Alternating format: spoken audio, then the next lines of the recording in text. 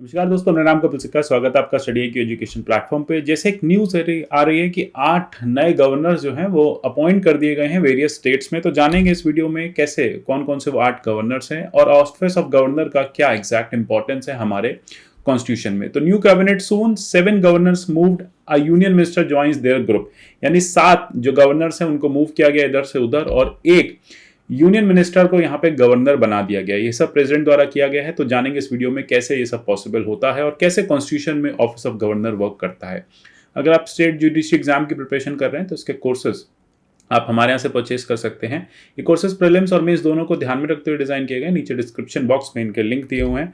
साथ ही साथ study IQ पे आप विभिन्न माध्यमों से हमसे जुड़ सकते हैं। मेरे जितने भी वीडियोस आते हैं इन सब के PDF आप मेरे टेलीग्राम चैनल @कपिल लाइव से डाउनलोड कर सकते हैं। आप मुझे @कपिल से ट्विटर हैंडल पे भी फॉलो कर सकते हैं।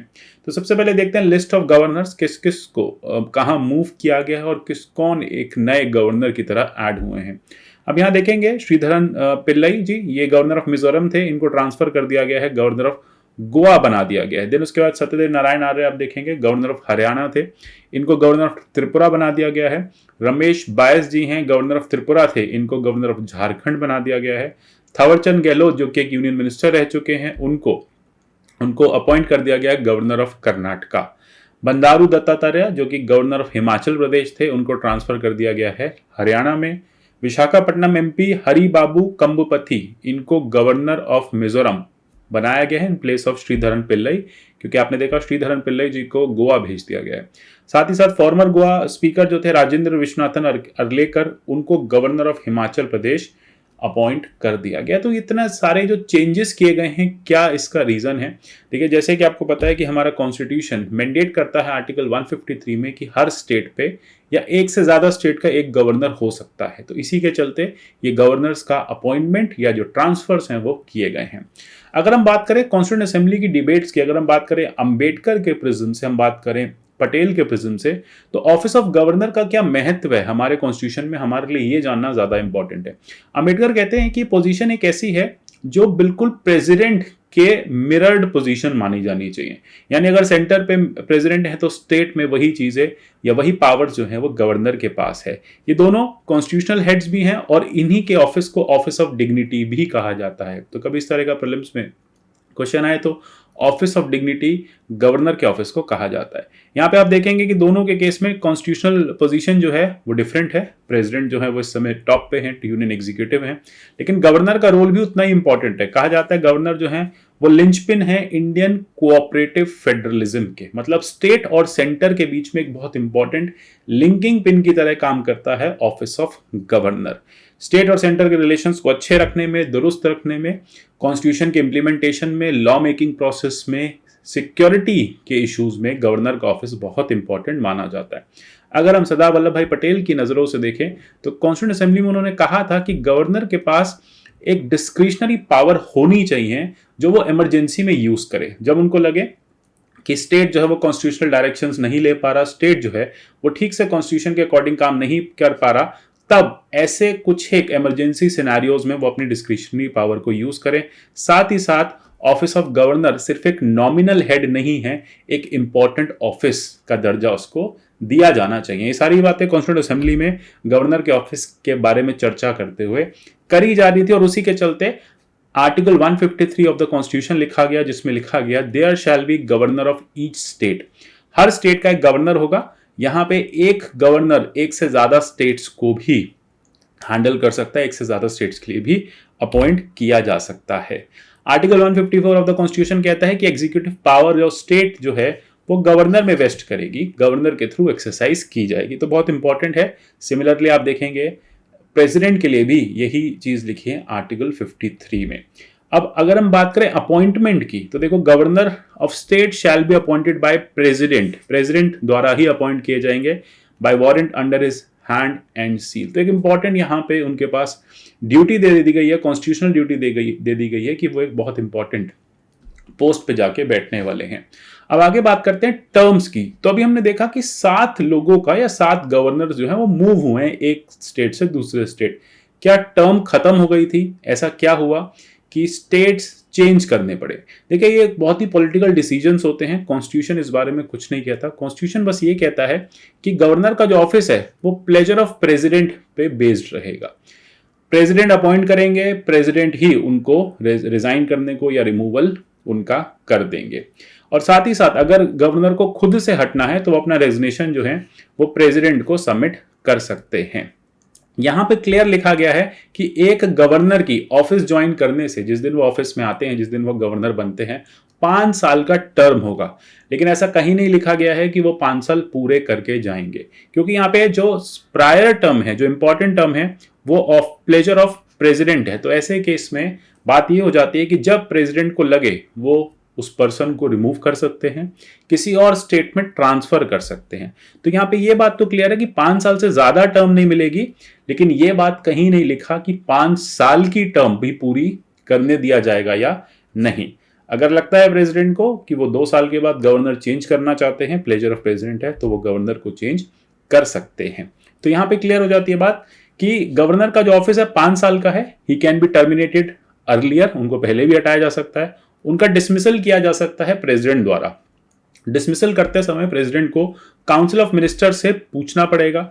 साथ ही साथ अगर डिसमिसल करना है तो एक वैलिड रीजन भी देना पड़ेगा कि क्यों हम इन्हें डिसमिस कर रहे हैं, या फिर गवर्नर खुद से भी अपना रेजिग्नेशन जो है वो प्रेसिडेंट के पास भेज सकते हैं। अब आगे चलते हैं, आर्टिकल 157 देखते हैं। यहां पे लिखा है कोई भी पर्सन जिसको गवर्नर के लिए अपॉइंट होना होगा उसके लिए प्रायरली इंडिया का सिटीजन होना नेसेसरी है और 35 इयर्स की मिनिमम एज होना नेसेसरी है। किन किन कंडीशंस पे वो गवर्नर ऑफिस में रहेंगे? पहली बात कि वो किसी भी हाउस के मेंबर नहीं होने चाहिए। जैसे हमने देखा थावरचंद गहलोत जो हैं वो इस समय मेंबर हैं, उनको रिजाइन करना होगा अपनी एमपीशिप से और अब वो गवर्नर कंटिन्यू कर पाएंगे। तो वो किसी भी हाउस के किसी भी लेजिस्लेचर के मेंबर नहीं होने चाहिए। कोई ऑफिस ऑफ प्रॉफिट उनके पास नहीं होना चाहिए, यानी सरकार में कोई और इंपॉर्टेंट पोजीशन पे वो नहीं बैठे होने चाहिए। यानी गहलोत साहब अब कैबिनेट भी नहीं रह पाएंगे, उनको सिर्फ और सिर्फ एक ही पोस्ट मिलेगी, कॉन्स्टिट्यूशनल पोस्ट मिलेगी, वो है गवर्नर की। साथ ही साथ जो भी एमोल्यूमेंट्स सरकार तय करेगी समय समय पे वो उनको दे दिया जाएगा, उनको राजभवन यूज करने दिया जाएगा रेंट फ्री। तो जैसे हमने देखते हैं कि प्रेसिडेंट के पास इतने सारी एम्यूनिटीज हैं, फैसिलिटीज हैं, सिमिलरली स्टेट लेवल पे वही फैसिलिटीज गवर्नर के पास हैं। अगर एक गवर्नर को, एक पर्सन को 2 से ज्यादा स्टेट्स का गवर्नर बना दिया जाएगा तो अकॉर्डिंगली उनको सैलरीज और बेनिफिट्स दे दिए जाएंगे, जैसा प्रेसिडेंट समय समय पे ऑर्डिनेंस लाके तय करें, जैसा प्रेसिडेंट का एग्जीक्यूटिव ऑर्डर हो। तो इसका मतलब यह है कि सबसे पहली चीज सिटीजन होना नेसेसरी है, 35 इयर्स की एज मिनिमम होना नेसेसरी है, किसी भी हाउस का मेंबर नहीं होना चाहिए और ऑफिस ऑफ प्रॉफिट नहीं होल्ड करने चाहिए। अब बात आती है ओथ और एफर्मेशन। तो हर गवर्नर को एक ओथ लेनी पड़ेगी, एक एफर्मेशन लेनी पड़ेगी। किसकी प्रेजेंस में? बड़ी इंपॉर्टेंट बात है, कंफ्यूज होते हैं। In the presence of chief justice of high court, high court की चीफ जस्टिस के प्रेजेंस में, या फिर हाई कोर्ट के चीफ जस्टिस किसी और को अपॉइंट कर दे, कोई और जस्टिस को अपॉइंट कर दे। आइडिया यह है कि ओथ और एफर्मेशन के लिए chief justice of the concerned high court ये ओथ और एफर्मेशन दिलवाएंगे। तो इंपॉर्टेंट पॉइंट्स हैं, इसको आप ध्यान से समझते जाइएगा। इसके बाद अगर कोई कंटीजेंसी होती है, कोई सिचुएशनल क्राइसिस आती है, आर्टिकल 356 स्टेट में लगा हुआ है, तो प्रेसिडेंट गवर्नर को कुछ एक्स्ट्रा पावर्स दे सकते हैं कि आप यहाँ पे कंटीजेंसी को मैनेज करो। ये चीज आर्टिकल 160 में क्लियरली मेंशन्ड है। सिमिलरली जैसे हमने देखा आर्टिकल 72 प्रेसिडेंट के लिए है कि पार्डन सस्पेंड कर देना, रेमिट कर देना, कम्यूट कर देना सेंटेंसेस को। ये सिमिलरली पावर्स गवर्नर के पास हैं। बस गवर्नर जो है वो डेथ सेंटेंस के केस में पार्डन नहीं दे सकते और कोर्ट मार्शल के केस में पार्डन नहीं दे सकते। ये इंपॉर्टेंट बातें ध्यान रखने की है। साथ ही साथ जहां जहां पे एग्जीक्यूटिव पावर स्टेट की काम करेगी, गवर्नर की पावर भी वहीं तक काम करेगी। अब ये तो हो गया कॉन्स्टिट्यूशनल सिनेरियो। अब चलते हैं एक डिबेट पे जो बहुत लंबे समय से चलती आ रही है कि क्या गवर्नर का ऑफिस नेसेसरी है। बहुत लोग कहते हैं रबर स्टैंप है, बहुत लोग कहते हैं सेंटर का एजेंट है, बहुत लोग कहते हैं कॉलोनियल हैंगओवर है, क्योंकि ब्रिटिशर्स ने 1935 के एक्ट के थ्रू इस तरह के ऑफिसेस क्रिएट किए हुए थे, तो इसलिए हमने भी इसको क्रिएट किया। उस समय राज प्रमुख हुआ करते थे, राजभवन में बैठा करते थे। तो क्या इस तरह के राज प्रमुख, राजभवन नेसेसरी हैं अब आज की डेट में? तो सबसे पहले आप देखते हैं कि गवर्नमेंट ऑफ इंडिया एक्ट 1935 कहता था by the Raj, of the Raj, for the Raj. तो क्या इस तरह की पावर्स, क्या इस तरह के ऑफिसेस नेसेसरी हैं? इनफैक्ट इसको लेके एक चर्चा भी हुई थी कॉन्स्टिट्यूंट असेंबली में। कॉन्स्टिट्यूंट असेंबली में एक डिबेट में ये कहा जा रहा था कि गवर्नर के ऑफिस को इलेक्शन के थ्रू इलेक्शन के थ्रू लेके आओ, मतलब गवर्नर को इलेक्ट करवाओ। लेकिन फिर वहां पे ये बात हो गई कि सीएम भी इलेक्शन के थ्रू आएंगे, गवर्नर भी इलेक्शन के थ्रू आएंगे, तो यहाँ पे क्लैश हो जाएगा ना, कि अब लोग कहेंगे कि हम सीएम को चूज करें या फिर गवर्नर को चूज करें, मतलब दोनों को इलेक्ट हमने कर दिया, लेकिन उससे फायदा क्या होगा? अल्टीमेटली एक ही पर्सन सुप्रीम हो सकता है, सॉवरेनिटी एक ही के पास होगी। तो इस तरह से गवर्नर के ऑफिस को नॉमिनेटेड फॉर्मेट में रखा गया। इसलिए कहा जाता है क्योंकि नॉमिनेटेड है, सेंटर नॉमिनेट करती है, तो कई बार गवर्नर के ऑफिस के लिए टर्म यूज की जाती है कि सेंटर के पपेट हैं, रबर स्टैंप है। इसी तरह से इस ऑफिस को बताया जाता है। इस ऑफिस में कुछ कमियां भी रही हैं, अलग अलग केसेस में हमने देखेंगे। बूटा सिंह केस जहां पे गवर्नर ने अपनी पावर्स को मिसयूज किया है, एसआर बोमई केस गवर्नर ने अपनी पावर्स को मिसयूज किया है। तो इस तरह के पावर के मिसयूज के केसेस बहुत आते रहे हैं, इसलिए बार बार बात हुई है कि रिफॉर्म जो है नेसेसरी है इन ऑफिस ऑफ गवर्नर। सबसे पहले अगर हम बात करें एआरसी की, एडमिनिस्ट्रेटिव रिफॉर्म्स कमीशन की, तो उन्होंने कहा है कि जो भी पर्सन को आप गवर्नर अपॉइंट करेंगे उनका पब्लिक लाइफ में एक लंबा एक्सपीरियंस होना चाहिए। दूसरी बात, वो पर्सन पार्टी प्रेजुडाइसिस से ऊपर होना चाहिए, मतलब अगर वो सेंटर की तरफ से स्टेट में नियुक्त किया गया है तो फिर वो अपनी पार्टी आइडियोलॉजी, जिस भी पॉलिटिकल पार्टी को वो बिलोंग करते हैं, जिन्होंने उनको भेजा है, वो आइडियोलॉजी साइड में रख के लोगों के डेवलपमेंट के लिए सोचे। इसी तरह से राजमन्नार कमेटी, जो कि स्टेट ऑफ तमिलनाडु ने स्टैब्लिश की थी, सेटअप की थी, उन्होंने राजमन्नार कमेटी ने ये कहा था कि गवर्नर अपॉइंट करने से पहले चीफ मिनिस्टर से कंसल्टेशन लेना नेसेसरी है। भाई आप ऐसा कोई पर्सन चीफ मिनिस्टर आप गवर्नर बना के भेज दो और चीफ मिनिस्टर और गवर्नर के क्लैश होते रहें तो लेजिस्लेटिव प्रोसेस आगे नहीं बढ़ पाएगा। इसका सेट एग्जांपल आपको वेस्ट बंगाल में दिखेगा। श्री जगदीप धनखड़ और मैडम बनर्जी के बीच में आए दिन लड़ाई होती रहती है। तो इससे क्या है कि जो लेजिस्लेटिव प्रोसेस है स्टेट का, वो स्टॉल हो जाता है, वो रुक जाता है। तो इसलिए कहा गया था राजमन्नार कमेटी में कि आप सीएम की सलाह से, कंसल्टेशन से ही किसी गवर्नर को वहां भेजें। इसी के साथ साथ सरकारिया कमीशन की रिपोर्ट बहुत इंपॉर्टेंट है। उन्होंने तो ये तक रिकमेंड कर दिया कि गवर्नर को 5 साल पूरे करने दिए जाएं। कभी भी 5 साल से पहले गवर्नर ना हटाया जाए जब तक कोई कंपेलिंग रीजन ना हो, कोई ऐसी बात ना आ जाए कि गवर्नर को हटाना नेसेसरी हो गया। जस्ट बिकॉज इलेक्शंस आ रहे हैं, जस्ट बिकॉज आपको लगता है कि गवर्नर जो है वो कंट्रोल नहीं कर पा रहे, या फिर सेंटर की आइडियोलॉजी को ठीक से पुट अप नहीं कर रहे हैं स्टेट में, या फिर स्टेट गवर्नमेंट के साथ मिलकर काम कर रहे हैं और सेंटर नाराज है, तो इस बिहाफ पे तो बिल्कुल ना हटाया जाए, 5 साल पूरे कर दिए जाएं। यानी कॉन्स्टिट्यूशन प्रोटेक्शन गवर्नर के ऑफिस को नेसेसरी है। इसी के साथ साथ पुंछी कमीशन ने भी सजेशन दिया है कि गवर्नर को एक अपॉर्चुनिटी मिलनी चाहिए हटाने से पहले। पूछा जाना चाहिए भाई क्यों, वो भी पूछें या वो भी एक अपॉर्चुनिटी उनके पास हो कि वो सेंटर से पूछ पाए कि मुझे क्यों हटाया जा रहा है। साथ ही साथ ये भी कहा गया है कि जब भी गवर्नर का अपॉइंटमेंट किया जाए तो सेंट्रल गवर्नमेंट अपने विम्स एंड फैंसीज के अकॉर्डिंग ना करे, कॉन्स्टिट्यूशनल रिक्वायरमेंट के अकॉर्डिंग करे। ये नहीं कि ये पर्सन जो है वो उस सीएम को जाके बहुत परेशान कर सकता है, उस सीएम के काम रोक सकता है, तो इसको वहां भेज देते हैं। तो ये सारी चीजें नहीं होनी चाहिए। साथ ही साथ पुंछी कमीशन ने भी सरकारिया कमीशन वाले टर्म को, रिकमेंडेशन को रिपीट किया है और कहा है कि फिक्स टर्म जो है वो नेसेसरी है।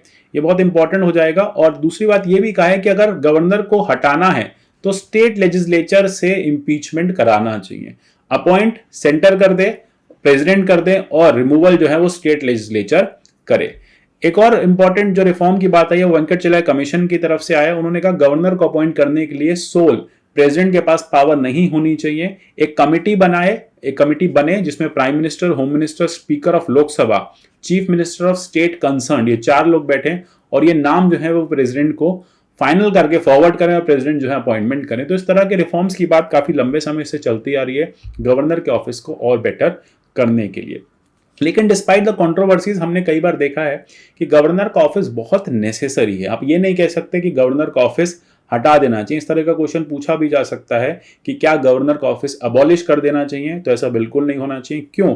क्योंकि अगर आप हरगोविंद वर्सेस रघुकुल तिलक केस देखेंगे 1979 का सुप्रीम कोर्ट का, वहां क्लियरली कहा गया है कि जो गवर्नर का ऑफिस है वो एक इंडिपेंडेंट कॉन्स्टिट्यूशनल ऑफिस है, उसको एक कॉन्स्टिट्यूशनल डिग्निटी मिली हुई है, इसलिए उसको इस तरह से रिमूव नहीं किया जा सकता।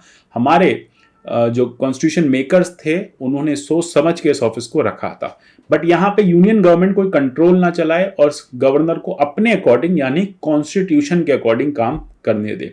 सिमिलरली पुंछी कमीशन ने भी यही कहा था कि इंपॉर्टेंस जो है गवर्नर ऑफिस की वो बिल्कुल कम नहीं हुई है, इनफैक्ट बढ़ गई है। जिस तरह से स्टेट सेंटर रिलेशंस बहुत ज्यादा खराब होते जा रहे हैं, या कॉम्पिटिटिव फेडरलिज्म आ रहा है, या फिर वायलेंस हो जाती है, इंटरनल सिक्योरिटी के मैटर्स होते हैं जहां पे स्टेट और सेंटर को एक साथ मिलकर काम करना होता है, तो ऐसे में गवर्नर का ऑफिस बहुत ज्यादा इंपॉर्टेंट नोडल पॉइंट बन के आगे आता है, जो स्टेट और सेंटर के डिस्प्यूट को रिजॉल्व करता है। तो जितने भी सेंटर स्टेट डिस्प्यूट्स होते हैं वो भी गवर्नर के ऑफिस के थ्रू रिजॉल्व किए जा सकते हैं। साथ ही साथ अगर गवर्नर के ऑफिस को की डिग्निटी को मेंटेन रखना है, रेलेवेंस को मेंटेन रखना है, तो ये बार बार कहा जाता है कि गवर्नर को अपनी डिस्क्रिशनरी पावर्स को रिप्रेजेंटेटिव ऑफ पीपल समझ के यूज करना चाहिए rather than representative of the party जिन्होंने उनको भेजा है। तो आइडिया बस ये है कि गवर्नर ये समझ के काम करे कि मैं यहाँ पे अपनी पॉलिटिकल पार्टी की सेवा करने नहीं आया हूं, मैं यहाँ पे लोगों की सेवा करने आया हूं, और ये जो सेवा की ड्यूटी मुझे मिली है ये कॉन्स्टिट्यूशन ने दी है, मुझे किसी पॉलिटिकल पार्टी ने नहीं दी। तभी ये ऑफिस जो है प्रॉपर फंक्शन कर पाएगा। आगे हम वे फॉरवर्ड की बात करें कि क्या क्या फर्दर फिर हम कह सकते हैं कि गवर्नर का ऑफिस कैसे काम करे। गवर्नर का ऑफिस जो है वो जुडिशियली, इम्पार्शियली और एफिशिएंटली काम करे, तभी ऑफिस जो है वो सक्सेसफुल हो पाएगा और हमारे कॉन्स्टिट्यूशन मेकर्स के ड्रीम को फुलफिल कर पाएगा। एक कोड ऑफ कंडक्ट होना चाहिए कि गवर्नर को कैसे काम करना चाहिए। State chief minister, central government सब लोग मिलकर कोड ऑफ कंडक्ट बनाएं और उसको पब्लिश कर दें, और गवर्नर को उसी कोड ऑफ कंडक्ट के अकॉर्डिंग काम करना चाहिए। गवर्नर के अपॉइंटमेंट का प्रोसीजर क्लियरली ले डाउन करना चाहिए, मतलब प्रेसिडेंट को बताना चाहिए कि हमने इस पर्सन को क्यों गवर्नर बना के भेजा, क्या रीजन था एबीसी पर्सन को आपके स्टेट में गवर्नर बना के भेजने का। और गवर्नर जब भी डिस्क्रिशनरी पावर्स को यूज करें वो ये ना सोचे कि मेरे पास ये पावर्स अनलिमिटेड हैं, वो हमेशा ये सोचे ये पावर्स मुझे कॉन्स्टिट्यूशन से मिली हैं और मुझे कॉन्स्टिट्यूशनली ही इन पावर्स को यूज करना है। तो इस तरह से गवर्नर का ऑफिस जो है वो रिफॉर्म भी हो जाएगा, और जैसा हम कहते आ रहे हैं कि एक रबर स्टैंप है, नेसेसिटी नहीं है, ये प्रॉब्लम भी खत्म हो जाएगी। तो आशा करता हूँ ये टॉपिक आपको समझ में आएगा। इस तरह के और टॉपिक्स हम लाते रहेंगे, जुड़े रहिए हमारे साथ, मिलते हैं अगले किसी सेशन में। तब तक के लिए goodbye, take care and God bless you all.